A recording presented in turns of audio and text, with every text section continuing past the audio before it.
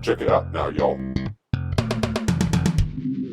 NanoHub U, online instruction. So in this lecture, we're going to discuss one of the most important consequences that comes about because of this nearly free electron model for electrons and solids. And that consequence is the appearance of energy gaps in the E versus K curves. So we're going to find out at the end of this lecture that some energy states are not allowed, they're not permitted. The fact that these energy states are not permitted gives rise to an energy gap in the spectrum. This energy gap has far-reaching consequences because it's the key feature that allows you to distinguish between insulators, semiconductors, and metals in the solid state of matter. So it's an important, the energy gap is an important concept. It involves, its understanding involves this nearly free electron model, and so I think it's worthwhile to fight through the mathematics to have a better appreciation of how these energy gaps come about. Now, in preparing this lecture, I have a very hard time trying to convince you what it's like to live in a world that's perfectly periodic. Because unless you understand what that world might look like, you're going to have a difficult time appreciating some of the arguments that are made in this lecture. So to try to alleviate that anxiety on your part, I came up with a simple example in which I constructed a perfectly periodic world, and I ask you to imagine what the consequences of that perfectly periodic world might be. So in our perfectly periodic world, we'll confine it to one dimension, again, to make the discussion simple. It's basically that every house on a street looks exactly the same as every other house on the street. And the spacing between these houses are going to be represented by some reciprocal lattice vector that we call G1. And so if you're walking through this perfectly periodic world, I can give you some instruction which could be described as some arbitrary function of K. And this instruction might be something very simple like, whenever you get to an apartment, go up 3 floors and face north and take a photograph of the room that you see, okay? Then what I want you to do is I want you to come back down and walk to another apartment. You're going to translate through an integer number of these reciprocal lattice vectors, and then I want you to perform the same function. I want you to go up 3 floors, point north, right? Take a picture of what you see. That would be an operation that's conducted at a new value in K space K prime, which is related to the original value in K space K by the translation through a reciprocal lattice vector 3G1.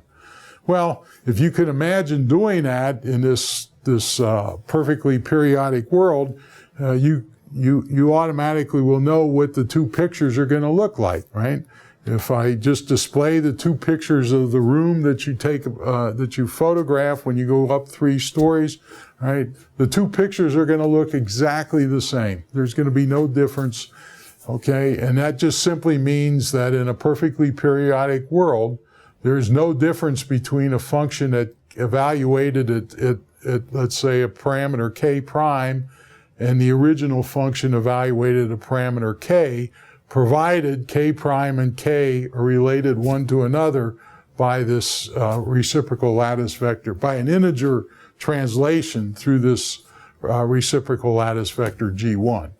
Right now, the reason this mathematics, this equation, the reason this is so surprising is because, in the world we live in, you never find a situation that's like the one I described. It's a very contrived situation. But nonetheless, this is what electrons see as they move through solids. Every atom is just like every other atom. All the atoms are spaced a distance a apart. So these electrons are used to translating through a perfectly periodic lattice. And that just simply means that some function evaluated at a new wave vector k prime is going to be exactly the same as the function evaluated at an original vector k, provided k prime and k are related by translations through these integer multiples of this reciprocal lattice vector. So that's an attempt to provide some intuitive understanding of what I'm going to say in the middle and latter end of this lecture, to try to make it quantitative, right?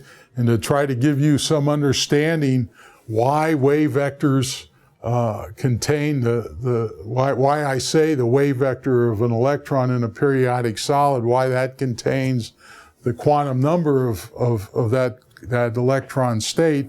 I've come up with another model that's a little bit more numerical, but which allows you to appreciate this function, this ability to translate a function through an integer value of reciprocal lattice constants. So I just asked you to consider a case where I've got a one-dimensional division of K space. Let's say that my system here contains 50 atoms. So that means N in this, that specifies the separation between allowed K states. That means N is equal to 50, right?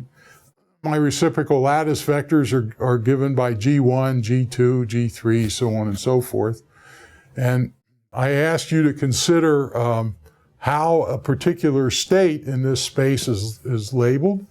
And a particular state, let's say K prime, is going to be labeled as K sub N, where N is going to basically tell you how many of these tick marks you've gone through to get to that particular value, right? So N is our quantum number, and N is just going to tell you what the wave vector K prime is in terms of this spacing between, this quantized spacing between allowed states in the crystal.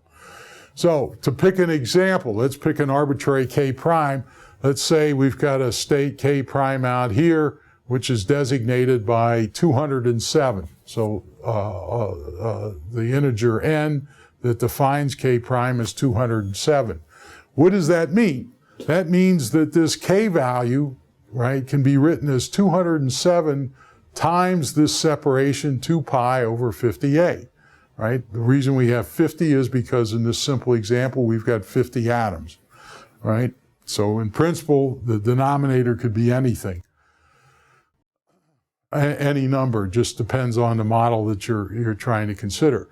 Well, this quantity here can be rewritten in a very simple way, right? It can be rewritten as 200 times 2 pi over 50A plus the remaining 7 times 2 pi over 50A.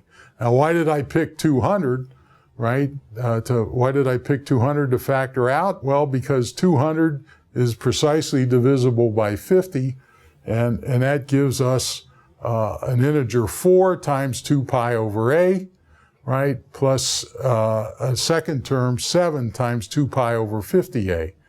Now this 7 times 2 pi over 50A, that's equivalent to K7, where K7 would be somewhere down here, right?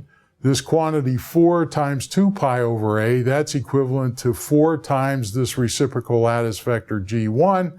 Well, 4 times this reciprocal lattice vector G1 is just another way to write that as G4. So with this very simple numerical example allows you to appreciate that any arbitrary value of K, in this case K of 207, is equal to a reciprocal lattice vector G4 plus a K vector K7, which is located back here at a value of K that's much closer to the coordinate origin of our system. And so this just simply means that there's an equivalence between K prime and K whenever they're related by a reciprocal lattice vector. And this further means that any function of K prime is going to also be the same function for K plus or minus G sub n, where G sub n is one of these reciprocal lattice vectors. So this is an attempt to get you to appreciate what I'm going to show you in the next slide, right? Because in the next slide, I'm going to go back to my free electron model. My free electron model tells me the allowed K states. So this is E versus K. And now I want to ask the question, what is the energy for a state K prime that's located way out here, right? Well, in principle, I have to extrapolate K prime up until it intersects this E versus K curve. But because of this periodicity requirement that we've been discussing, I can also say that E of K prime is going to be equal to E of K if K and K prime are linked by a reciprocal lattice vector G sub n. And so what that simply means is, that in addition to the energy state that's going to result when this value of K prime intersects the free electron E versus K curve, there's going to be another solution down here, right? Because at this point, K and K prime are linked by a reciprocal lattice vector, G sub n. And so what you can do is you can basically take your free electron curve, right, and you can translate it by a reciprocal lattice vector, and any state that lies on that translated E versus K curve is equivalent in energy to a state E of K that's located back at a K value that's closer to the origin. That means something very interesting. That means that if I pick an arbitrary value of K down here, indicated by this dashed line, the E versus the allowed energies are now no longer single valued, right? Because this curve intersects this particular value of K, it just simply means that at this particular value of K, I'm going to get my original energy, which is the one I would expect, but I'll pick up an additional energy, E, that's related to translating an electron state out here at a high value for K prime back into what's referred to as the first Brillouin zone. So the first Brillouin zone is that region in K space that's defined as the distance from minus G by 2 to plus G by 2. And in that Brillouin zone region of K space, all these values of E of K become multiple valued simply because of this statement right here.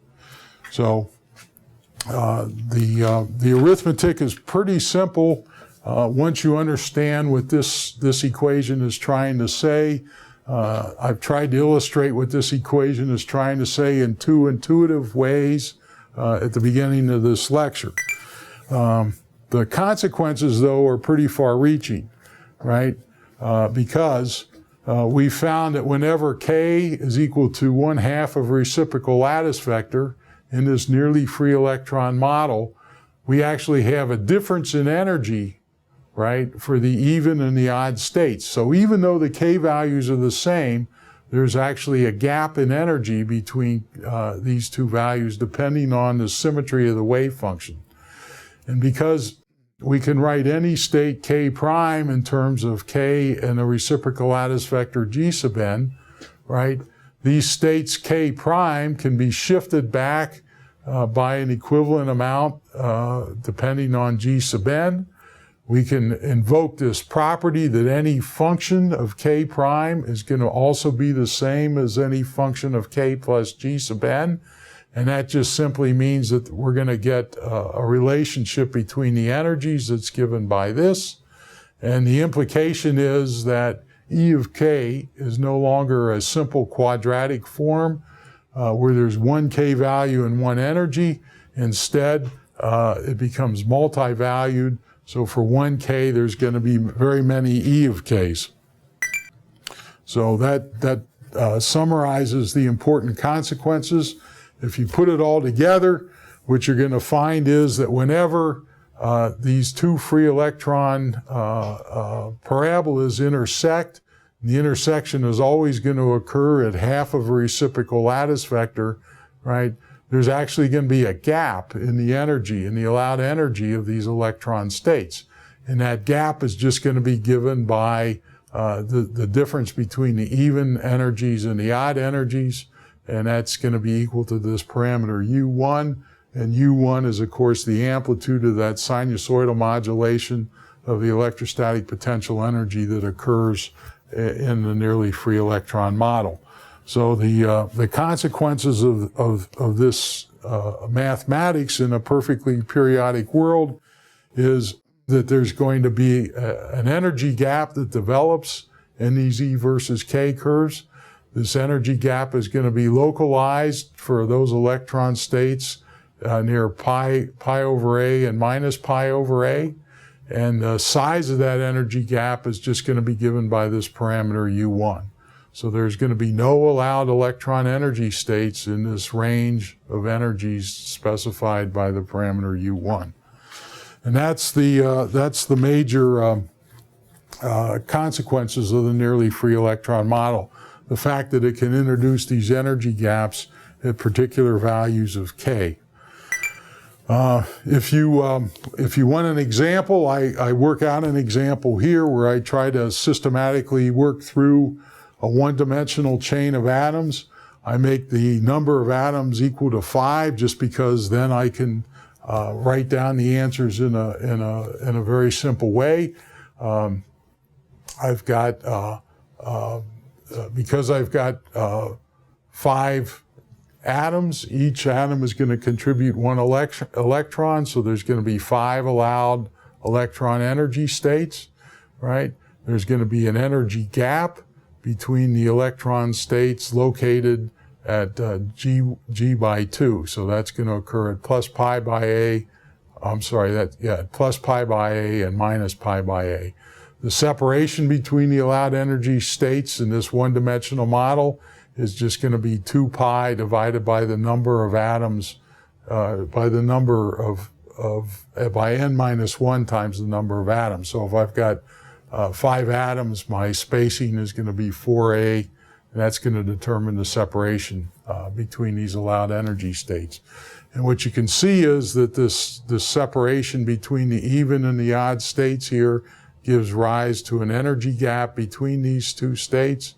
And the size of that energy gap is precisely going to be this parameter U1, and that parameter U1 describes the amplitude of the sine wave oscillation in the electrostatic potential energy. So this is a completely general result. This is just an example for a chain of 5 atoms. It's something that you can work out on the back of an envelope. It's pretty simple. But the result is completely general. And it just simply means that between this region of space that runs from minus pi by A to plus pi by A, all the electron states can be now represented in that region. There's going to be energy gaps that develop anytime this E versus K curve intersects these values of pi by A and minus pi by A.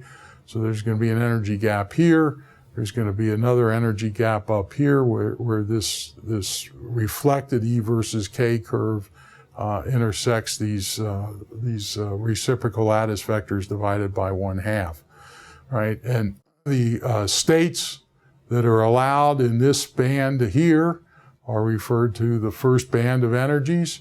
There's going to be a much broader band of energies that are described by these particular states. There's going to be a third band, which is going to be even higher, contain more energies, and so on and so forth, right? So the E of K becomes multiple valued. Now, if I specify a particular value of K, it just simply means there are discrete values of energy E that satisfy Schrödinger's equation for that particular value of K, right? So this is the situation in 1 dimension. If you try to expand this discussion to 3 dimensions, it becomes geometrically very challenging. But this was one of the dominant areas of condensed matter physics between roughly 1960 and 1980, was to work out all these allowed energy states and to work out the size of these energy gaps for different metals in the periodic table. The implications here are pretty far-reaching because it now allows you to understand at a very fundamental level the difference between an insulator and a metal. So for instance, if these energy bands, right, that we're talking about, so this is band 1, this is band 2, this is band 3. If these energy bands are completely full, right, then you have a situation that can be described as an insulator. And so these full energy bands are now schematically represented as blocks that are colored in. The filled bands, let's say, for a good insulator, might cover 2 or 3 bands of the allowed energy states.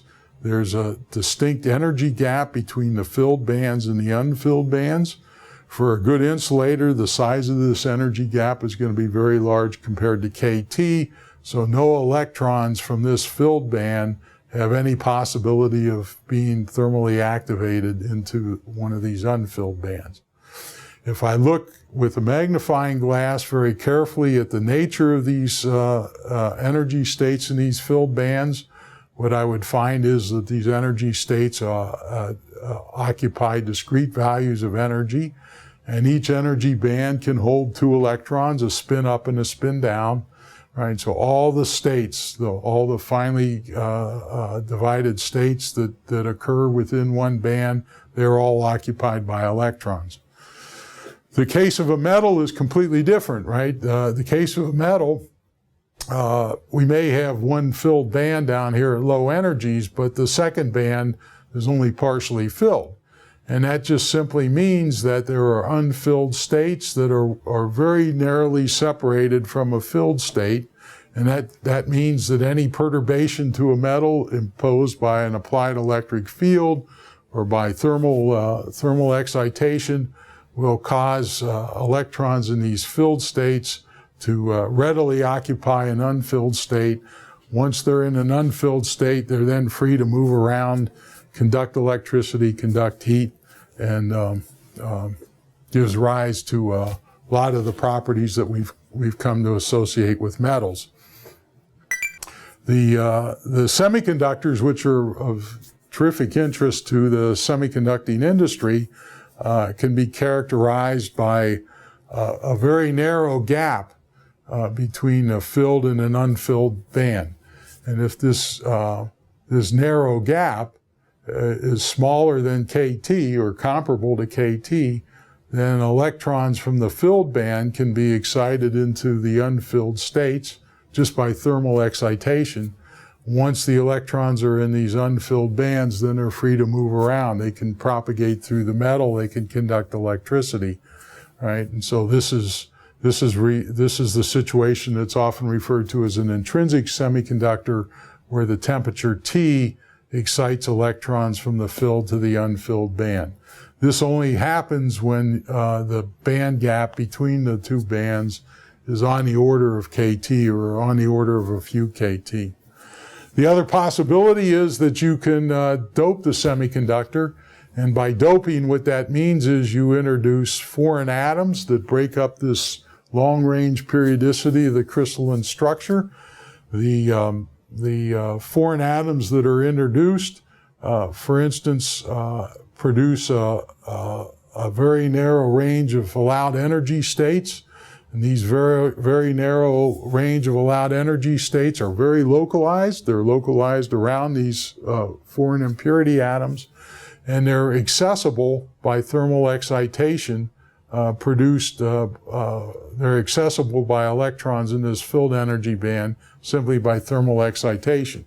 So as you heat the crystal up a little bit from absolute zero, what tends to happen is electron states from this filled band get thermally excited into these impurity states, right? And in the process, you turn a filled band into a partially filled band, and then the electrons in this partially filled band are free to conduct electricity and perform functions like diodes and transistors.